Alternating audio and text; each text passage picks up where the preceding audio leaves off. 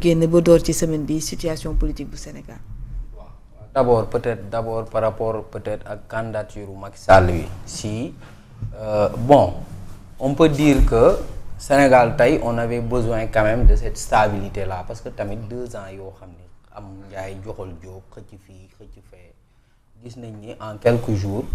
que président de la République Macky Sall ñëw na fi Diomaye accueillir nañ ko quelque temps après dégg nga ni Macky Sall président Bassirou Diomaye Faye mooy jiite CEDEAO dégg nga ni général Birame Diop moom mooy jiite commission bi xam nga Sénégal gëjoon na am peut-être ay genre bonne nouvelle yooyu gëj nañ ko dégg ci dëkk bi c'est pas parce que dëkk bi amuloon stabilité ça ne rassurait pas les investisseurs ça ne rassurait pas aussi nos partenaires aussi parce que on peut pas rek tey jii du jour au lendemain créer ay conflits yoo xam ne nii ça lendemain donc tey c'est dans cette logique-là peut-être que le président de la République moom tamit di jàppale la candidature de Macky Sall parce que bon c'est ce qui est normal quoi parce que comme on a eu à le dire aussi Macky Sall si par rapport aux événements yi ñu doon wax xam nga c'est à la justice de dire diw moo def diw yaa def diw defuloo te ba léegi amul benn poursuite boo xam ne ni engagé nañ ko contre Macky Sall kon donc rien n'empêche aujourd'hui le Sénégal de soutenir la candidature de Macky Sall c'est ce qui est plus normal parce que Macky Sall ba mu fiy jógee ñoom ñoo yëkkati avion jox ko mu jël avion bi dem voyager dem ñibbi comprendre nga kon ba mu fiy nekk ak ba mu fiy jógee lépp a ngi doon rafet comprendre nga léegi nag justice moo war a lijjanti lenn li tant que ñoom jëluñu justice jox ko yenn dossiers yi mu lijjanti ko ñoom ak Macky Sall je vois pas tey jii nii Diomaye la siy gagné léegi par rapport à la candidature de Macky Sall il a des chances tey parce que ONU doonul benn élection comme Sénégal ñu war a fal benn président de la République loolu ay mbiru kilifa la ay kilifa ñoo koy lijjanti à l'ONU mooy tey c'est l'Assemblée générale peut-être qui va voter mais boo xoolee c'est le Conseil de sécurité moom mooy valider te le Conseil de sécurité États-Unis la France Chine Royaume-Uni ak Russie te boo xoolee quand même Macky Sall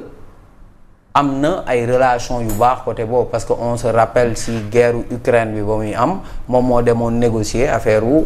comme blé beeg yooyu kon daal ça en tout cas il a tissé des relations un peu on le sait on sait aussi que Macky Sall sa candidature est soutenue par la France donc loolu li ñuy lijjanti ci kaw la donc il a des chances pour remporter peut-être élection ONU bi même si tamit si beneen côté aussi parce que chance yi 50-50 la rek parce que ONU tamit dafa am benn système de rotation boo xam ne ni tam mooy am ONU te nee nañ c'est le tour de l'Amérique du Sud normalement côté boobu peut-être waa Chili les gens pensent que tey jii nii peut-être le Chili peut aussi remporter élection secrétaire général ONU bi parce que à cause de ce système de rotation donc pour ce qui est de du soutien à la candidature de Macky Sall je pense que c'est normal loolu lijjanti nañ ko léegi nag pendant ce temps lu gëm sa bopp di wax nii mooy ce qu'a écrit Bougane je pense que c'est important aussi parce que man dama commencé woon sax jaaxle ci réew mi parce que amatuñu tey un homme politique buy lijjanti askan bi situation yu ñu nekk maanaam koo xam ne dafa ñëw farak askan bi parce que on se rend compte par exemple Sénégal de 2019 à 2024 dëkk bi tàq na ay nit dee nañu léegi nit ñooñu dee tey ñoom tey ñoo perte ci benn côté parce que les hommes politiques chaque jour ils se retrouvent dinañ xeex dinañ guerre parce que ñun yàgg nañ fekkee loolu à l'Assemblée nationale nga gis ay député xulloo ba nga naan dañuy dóorante kurpeñ nga génn ci hall bi gis leen ñuy waxtaan di tàppante après da nga naan mais bon est-ce que ñun les Sénégalais ñun bon je sais pas kon donc ça veut dire que les politiques ñoom ak xulloo lu mu mënti am ak lu mu tar ëllëg mën nañu toogaat retrouver waat créer waat seen coalition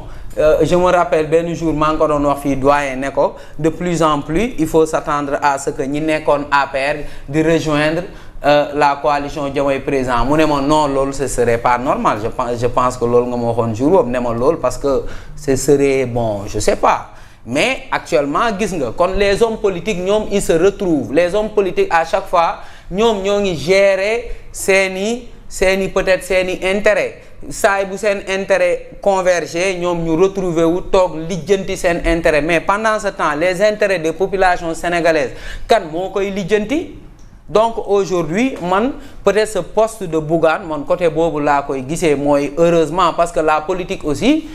c'est aussi bon c'est comme en marketing il y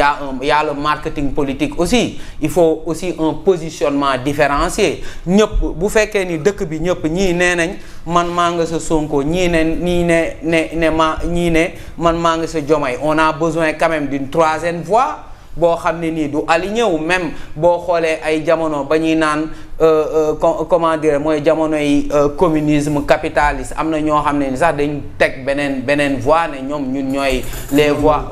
voies les non alignés les non alignés il faut qu'il y ait des gens aussi qui ne s'alignent pas donc man ce poste-là de Bougane je le vois dans ce sens-là et j'espère qu'il y en aura d'autres parce que man quand je vois comment les hommes politiques actuellement comme ni ñu koy lijjantee nii ku nekk di lijjanti sa intérêt Diomaye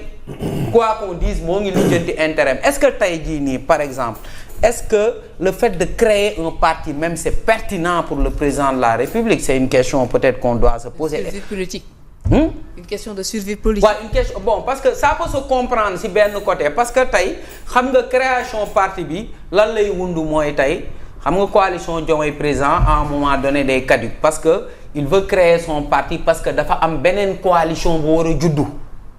ça aussi c'est vrai parce que tey ji coalition Diomaye président bu fekkee da nga ko bëgg a teg cadre boobu nekkul cadre boo xam ne moo mën a réunir APR nekkul cadre boobu moo mën a réunir par exemple le PDS il faut que nga créer peut-être un mais est-ce que c'est pertinent actuellement est-ce que Sénégal tey jii nii loolu parce que on est toujours dans la politique politicienne. au moment où mu ngi xalaat aussi li nga xamante ne moom moo di élection yi ñu dëgmal déjà ku joxe avis jëm ci wàllub couplage élection locale ak législative ça veut dire que ne yow sa xel bi mu ngi ci élection yi. waaw moom xelam actuellement moo ngi ci élection yooyu te élection yi moo ngi laajte avis conseil constitutionnel est-ce que c'est au conseil constitutionnel quand même aussi de décider. de dire élection bi dañ ko war a pousse wala waruñu ko pousse. couplage bi lay. est-ce que juridiquement c'est possible parce que je me rappelle Macky Sall ba mu fi daax élection yi il a fallu que ñu voter au niveau de l'Assemblée nationale ñu voter après yóbbu conseil constitutionnel ne loolu mënul nekk. donc on est dans ces magouilles. les élections présidentielles. waaw ça sont des élections mais bu dee local bi nag suñu sukkandikoo ci borom xam-xam yi ku ci mel ni El Amath Demba dafa jàpp ne conseil bi mën na cee déclarer compétente mais du jàpp date du wax itam ni ñu koy organiser. léegi kan mooy wax ni ñu koy organiser. mais c'est au président voilà c'est au président mais man daal en tout cas gis nga. dafa am benn principe boo xam ne c'est un principe sacro-saint au niveau de la zone UEMOA. mooy élection amoo droit xaar 6 mois bu élection bu demee ba des ci 6 mois waroo changer les règles du jeu comme ça. wala boo koy def ça doit être de manière consensuelle en tout cas tous les partis politiques sont là au Sénégal il y a le pouvoir il y a l'opposition bu fekkee ni dañuy daax élection yooyu noonu na doon loo xam ne ni dañ koy waxtaanee parce que dëgg la on comprend tey. Bassirou Diomaye Faye élection yi di ñëw enjeu tellement crucial parce que tey Diomaye moom mooy ñàkk na élection mooy moom Sonko day takk rajo yi ba 2029 donc Diomaye actuellement lépp lu muy def moo ngi xool nan lay def ba assuré wu ni élection yi di ñëw dina doon ay élection yoo xam ne ni da koy gagner te est-ce que tamit ce serait pertinent nga coupler ñaari élection yooyu parce que tey jii boo coupler ñaari élection yooyu boo ko pertee da ngay pertandoo ñaar. Très bien. man à mon humble avis bu nekkoon man. Très bien. dañ koy découpler nga def élection peut-être benn élection locale. est-ce que koppar bi am na aussi.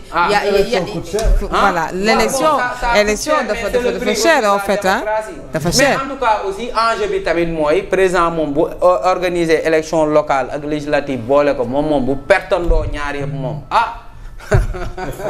ñaanalu ma ko de mais tamit c'est un peu risqué quand même je pense que le pari est un peu risqué. jërëjëf merci beaucoup alors Momo yow itam par rapport ak